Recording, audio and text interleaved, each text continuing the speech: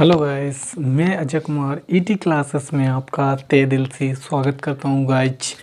आज मैं आपके लिए लेके आया हूँ हिंदी में वर्णमाला, और ऐसी वर्णमाला कि आपने आज तक कभी नहीं पढ़ी होगी।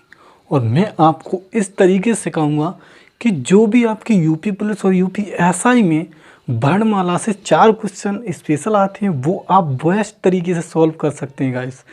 और वो बेस्ट तरीका मैं आपको बताऊंगा कि आज तक आपने ऐसी वर्णमाला नहीं पढ़ी होगी गाइस, और बिल्कुल कंटेंट के साथ, और बिल्कुल ऐसे कि आपको बिल्कुल जल्दी याद हो जाएगी गाइस। क्योंकि मैं लेके आता हूँ आपके लिए एकदम हिंदी, तो मान लीजिए आपके लिए टॉपर लिस्ट में आएगी। हिंदी में 40 में 40 ही लेके आओगे, पुलिस में एसआई का हो तो पूरे क्वेश्चन 40 में 40 क्वेश्चन सही हिंदी में। तो आपके लिए लेके आया हूँ मैं आज हिंदी में टॉपिक लिया मैंने अल्फ़ाबेट, यानी कि वर्णमाला। और वर्णमाला को कैसे याद करते हैं वो मैं बताऊंगा गाइज। कैसे सुपर फास्ट ट्रिक के साथ याद करते हो, कैसे मैं समझाऊंगा आपको कि कितना बेस्ट लगेगा। देखो गाइज, तो मैंने गाइज लिया वर्णमाला। तो वर्णमाला में क्या करना है आपको, वर्णमाला को पहले मैंने स्वर और व्यंजन 2 पार्ट में बांट लिया। तो स्वर हमारे थे आ ए ओ ऊ, और ऋषि बाबा ए ऐ ओ औ अंग। तो हमें क्या करना है गाइज, हमें पूछा जाए हिंदी में स्वर की कुल संख्या पूछी जाएगी तो अंगा भी जुड़ेगा, मतलब अंगा भी स्वर में जुड़ेगा। तो आपके कुल पूछा जाए तो आपके हो गए 13 गाइज। यानी कुल स्वर पूछा जाए हिंदी में कुल स्वरों की संख्या कितनी होती है तो 13। ये क्वेश्चन लिख लीजिए आप, और जो भी मैं बेस्ट क्वेश्चन कॉपी बनाते जाइए, कॉपी लेके ज़रूर बैठिए। क्योंकि जो हिंदी का मटेरियल इतना बेस्ट लेके आया हूँ कि जो आपकी एग्ज़ाम में सीधे सीधे क्वेश्चन मिलेंगे डायरेक्ट। तो आपको क्या करना है, इन वर्णमालाओं में अगर स्वर पूछे तो अंगा को छोड़ देते 1 2 3 4 5 6 7 8 9 10 11। तो 11 आपके क्या हो गए, स्वर। तो आपको गाइस एक क्वेश्चन याद हो गया कि स्वरों की कुल संख्या पूछी जाए तो 13 मानना है ऑप्शन में, और पूछे स्वरों की संख्या पूछी जाए तो 11 मानना है गाइस। कौन सा छोड़ना है, अंगा छोड़ना है। क्योंकि अंगा होते हैं वो अयोग्य बहा होते हैं। अयोग्य बहा मतलब अंगा, मतलब थोड़े धीमे धीमे वहाँ अंगा बाहर निकल रही।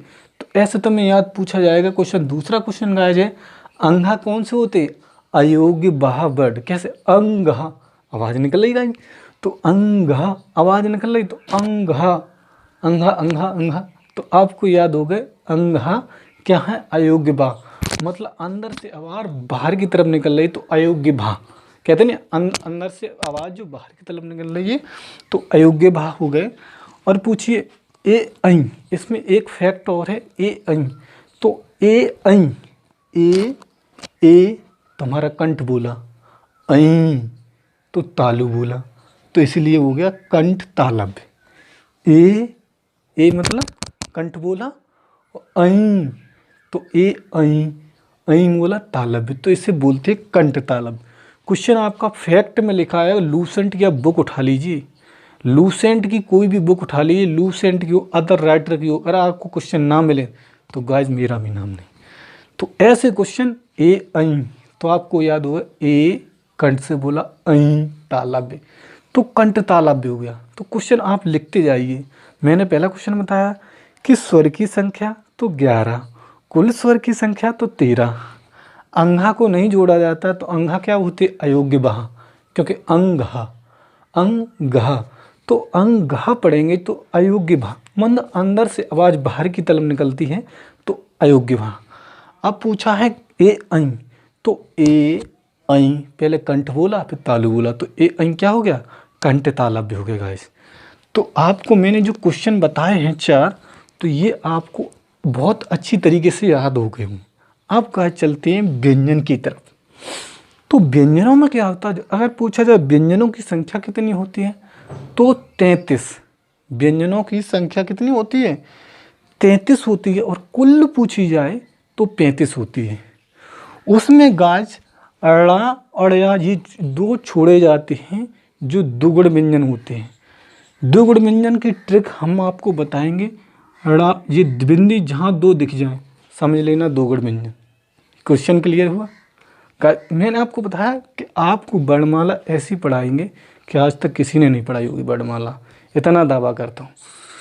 तो मैंने क्या किया, ड़ा यहाँ दो दिखे तो दुगुड़ व्यंजन। तो मैंने क्या किया, अब मुझसे पूछा जाए हिंदी में व्यंजनों की संख्या तो 33, पूछा जाए कुल व्यंजनों की संख्या तो 35। ठीक है गाइस, अब क्या करना है आपको मित्रों, आपको ये फैक्ट लिखने हैं और ये फैक्ट आप लूसेंट की बुक उठा लीजिए, मिला लेना, एकदम कोई डाउट निकला है ना, मिला लेना। और ये आपके लिए बेस्ट कंटेंट देने वाली, बहुत ही वेरी यूज़फुल होने वाली। प्लीज़ इस चैनल को लाइक करें, शेयर करें, सब्सक्राइब करना ना भूलें। पहले लाइक और शेयर सब्सक्राइब जरूर करें, उसके बाद आप वीडियो को बहुत अच्छी तरीके से कॉपी लेके बैठें, जो कि आप बेस्ट नोट्स बना सको। आप मैं बता रहा हूँ 40 में 40 क्वेश्चन आएंगे हिंदी में पक्का। आज से मैंने हिंदी के इस महासंग्राम में बेस्ट क्लास लेके आया, क्योंकि मैं खुद टॉपर हूँ हिंदी में। मेरे भी 30 में 30 थे। सी टेट में जितने भी एग्ज़ाम दिए, सी टेट, यूपी टेट, और जहाँ तक कि जितने यूपी SIV का भी एग्ज़ाम दिया 2016 वाला, तो उसमें भी मेरे मात्र एक क्वेश्चन गलत था। तो हिंदी में खुद टॉपर हूँ, तो इसीलिए मैं आपके लिए किया हूँ बेस्ट कंटेंट।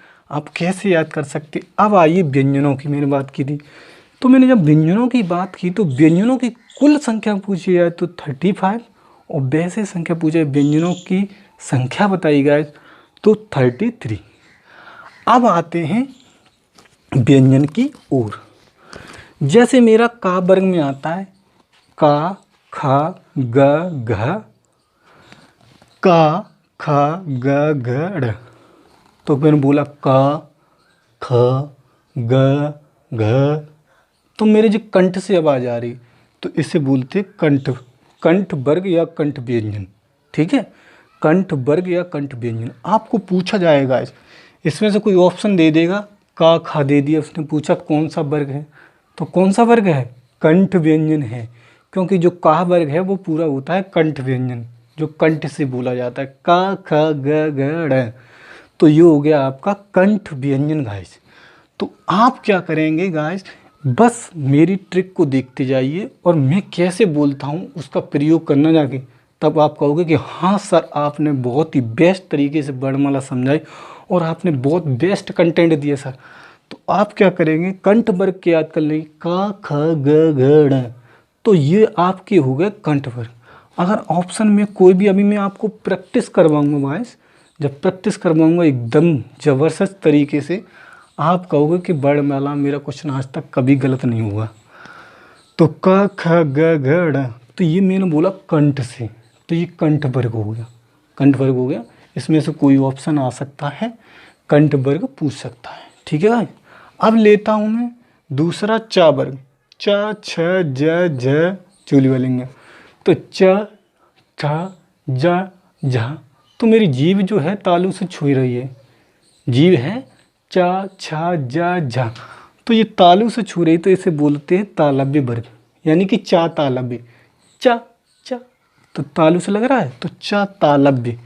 तो चा हो गया जो आपका, वो हो गया तालव्य, यानी कि तालु, तालु वर्ग हो गया या तालव्य वर्ग। इनमें से कोई भी जब भी दिखे चा, छा, जा, झा, तो आप देखना गाइस कि क्या बोला, चा, तो यानी कि तालु, तो आपको पता चल जाएगा कि ये तालव्य वर्ग है और आपका क्वेश्चन कभी गलत नहीं होगा।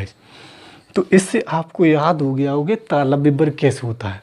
तो आप क्या करेंगे, अगला दिया है एम, यानी कि टा वर्ग, टा, ठ, ड, ढ, ट, ठ। जीभ मेरी है उल्टी हो रही है, जीभ उल्टी होकर ऊपर वाले तालु पर लगे, तो ये मूर्धन हो गया, मतलब मूर्धन, घुमाओ, घुमाव आ गया। टा, दे बोलो, टा, टा, मतलब जीभ यहाँ से उल्टे होकर ऊपर वाले तालु पर लग रही, तो इसे बोलते हैं मूर्धन व्यंजन या मूर्धा, मूर्धा बोल सकता है। मूर्धा व्यंजन कौन सा है, या मूर्धन व्यंजन।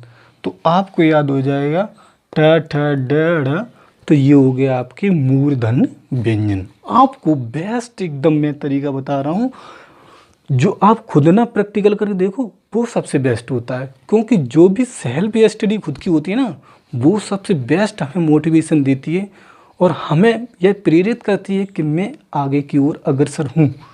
तो आपको मैंने बताया ट ठ ड, जब मेरी जीभ उल्टी हो रही तो मूर्धन्य व्यंजन हो गया और मैंने गाज लाण अड़ा दिया जाए, जहाँ दोनों बिंदी दिखी उसे समझ लेना दोगड़ व्यंजन। आप लूसेंट ये वर्णमाला सीख लो और लूसेंट की बुक उठा लेना, जितने भी क्वेश्चन हो गाइज एक क्वेश्चन नहीं बचेगा उसमें से, प्रैक्टिस में से।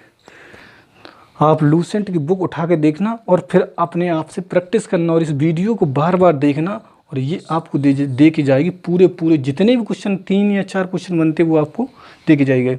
अगला आता है ता वर्ग, ता था दा धा न। अब मैंने बोला ता था दा धा न, यानी कि जीभ है वो दांत से चुभ रही है, तो इसे बोलते हैं दंत व्यंजन या दंत्य व्यंजन। तो आप ऐसे याद कर सकते ता था दा धा न। याद कुछ नहीं करना है, खाली प्रैक्टिस करनी है। ता था दा धा न, तुम्हारे अंदर खुद इतना मोटिवेशन बढ़ा हुआ है कि आप खुद जब बोलेंगे तब कहेंगे हाँ वाह सर क्या आपने बताया थी ट्रिक। तो आप क्या करेंगे ता था दा धा न, जब आपने बोला ता था तो दांत है, दांत पे लगा तो दंत व्यंजन हो गया, तो आपको याद हो गया। इसमें से कोई ऑप्शन मिलेगा तो आप तुरंत कर जाएगा दंत व्यंजन है सर। तो अगला लिया है पा वर्ग, तो पा फा ब भ ब, यानी कि पा फा ब भ म। तो जो पा फा ब म लिया है तो ये आपके क्या हुए पा फा ब भ म। तो मैंने बोला पा ओठ चिपक रहे यानी कि ओट्स व्यंजन हो गया। आप वहाँ खुद प्रैक्टिस करके देखें, आपको वहाँ कैसे देख लेंगे कि आपके जब भी आप बोल के देखेंगे तो वो बेस्ट कंटेंट रहेगा। पा फा ब ब, मतलब जो ओठों को चिपकने आ रहा है तो उसे बोलेंगे ओट्स व्यंजन या बोलेंगे ओठ व्यंजन भी ये बोल सकते हैं। ऐसे आप जो बोल के सीखेंगे वो आपको सबसे बेस्ट रहेगा और आप खुद एक बार वर्णमाला देखना कहा ना कि हाँ सर ने समझाई थी। तो आप क्या करेंगे पा फा ब म ओट्स व्यंजन हो गए। अब आपके इतना डाटा क्लियर होने के बाद गाइस मैं आपको बताता हूँ, पूछा जाता स्पर्श व्यंजनों की संख्या, यानी कि जो हमारे स्पर्श कर रहे थे 1 2 3 4 5 और इधर भी 1 2 3 4 5, तो 5 गुणे 5, यानी कि आप क्या करेंगे 5 गुणे 5 यानी कि जो 25 हो गया आपका, वो क्या हो गए स्पर्श व्यंजनों की संख्या।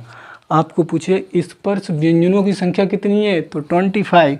या गाइस संघर्षी व्यंजन, संघर्षी व्यंजनों की संख्या कौन सी है, संघर्षी व्यंजन बोले हैं तो भी 25।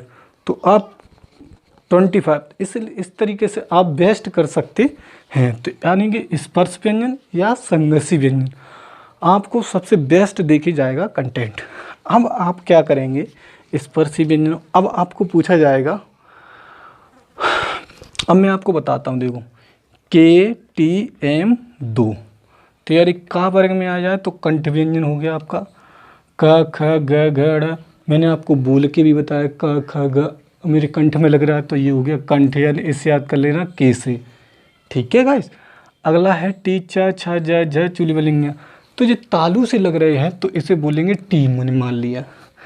एम है टा वर्ग टा ठ ड ड ड़, तो ये हो गया आपका मूर्धन्य जीभ से ऊपर लग रहा है। तो द यानी कि ता था द ध न, तो आपका हो गया दंत व्यंजन। और ओ से आपका पा फा ब ब म, यानी कि जो ओठ पे लग रही तो वो होते ओट्स व्यंजन। तो इसे याद कर लेना KTM 2। तो आपको KTM से याद KTM 2 से याद हो जाएगा। आपको बेस्ट ट्रिक बताई मैंने गाइस, आप कर सकते हो बहुत स्कोर अच्छा वर्णमाला में कि आप कहोगे कि हाँ सर ने बेस्ट कंटेंट लिया वो मेरे लिए। तो मैंने क ख ग घ जितने भी वर्ग थे तो उनकी मैंने आपको बहुत बेस्ट ट्रिक बताई KTM 2। तो आपको इतना डाटा याद हो गया होगा गाइस। अब क्या करेंगे गाइस अब आपको देखना है अल्प प्राण और महाप्राण कौन सी होती हैं, पूछा जाएगा क्वेश्चन में। अब मैंने आपको बताया गाइस अल्प प्राण, जो अल्प प्राण का मतलब होता है कम आवाज़ आए, कम वायु आए। क बोला मैंने अल्प हो गया, ख आवाज़ बहुत ज़्यादा आई तो क्या बोलेंगे महाप्राण।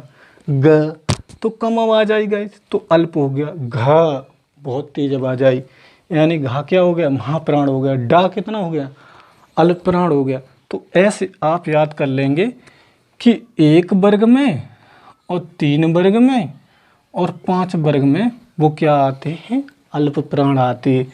नहीं आपको याद हो तो 135 याद कर लेना। 135 में क्या है, अल्प है।